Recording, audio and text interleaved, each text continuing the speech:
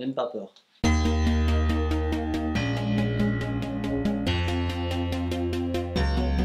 Bonjour, ici Mister Cut et aujourd'hui nous allons parler de No Dormirás, film d'horreur réalisé par Gustavo Hernandez.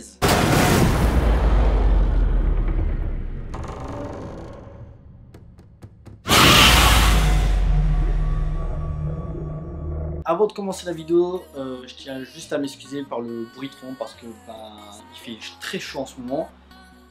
J'ai dû ouvrir la fenêtre, sinon je meurs et je tiens ma vie. Donc en plus là il y a de l'orage, donc c'est génial, combo. Mais voilà, désolé s'il y a un petit peu les bruits des voitures, le vent et tout ça. Mais il fait trop chaud, je suis obligé d'ouvrir la fenêtre. Pour ce qui est du film, alors l'histoire de No Dormirás se passe en 1984 dans un hôpital abandonné. La célèbre Alma, une metteuse en scène, prépare une nouvelle pièce très expérimentale où en fait elle va, pour mettre en condition de ses acteurs, en fait, elle va les priver de sommeil pendant une certaine durée. Cependant, au fur et à mesure que les heures et la fatigue s'accumulent, les acteurs commencent à voir des choses très étranges, comme des apparitions, des fantômes, des cauchemars éveillés. Bianca, l'actrice principale, va tenter un petit peu de percer les secrets de cet endroit abandonné, mais va devenir la proie de forces obscures. Le film est pas mal, mais il est un petit peu frustrant par le fait qu'il aurait pu être meilleur et beaucoup plus flippant. C'est dommage parce que ça commence bien, la scène d'ouverture est vraiment excellente. En fait, on suit une actrice que Alma a formée, donc en fait on la voit en transe parce que elle va bientôt...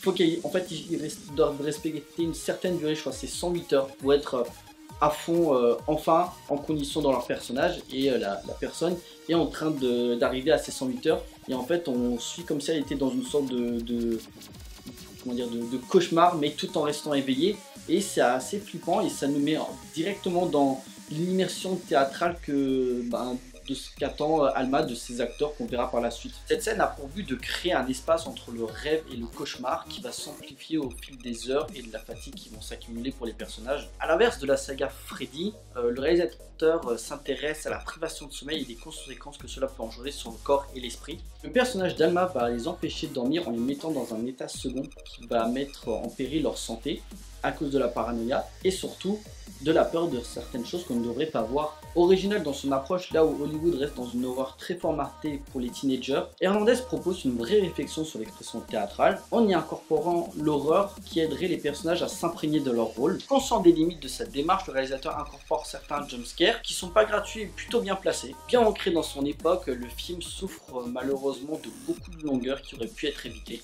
Le film souffre d'un faux rythme et d'une fin un petit peu en eau de boudin qui laisse le spectateur beaucoup sur sa faim en fait. Le film a un suspense plutôt bien ficelé dans l'ensemble, mais il est malgré tout amputé par une construction et des résolutions qui sont pas forcément convaincantes. Je pense en particulier au personnage de Cecilia, si je me souviens bien, qui est un petit peu la concurrente de Bianca pour le rôle principal.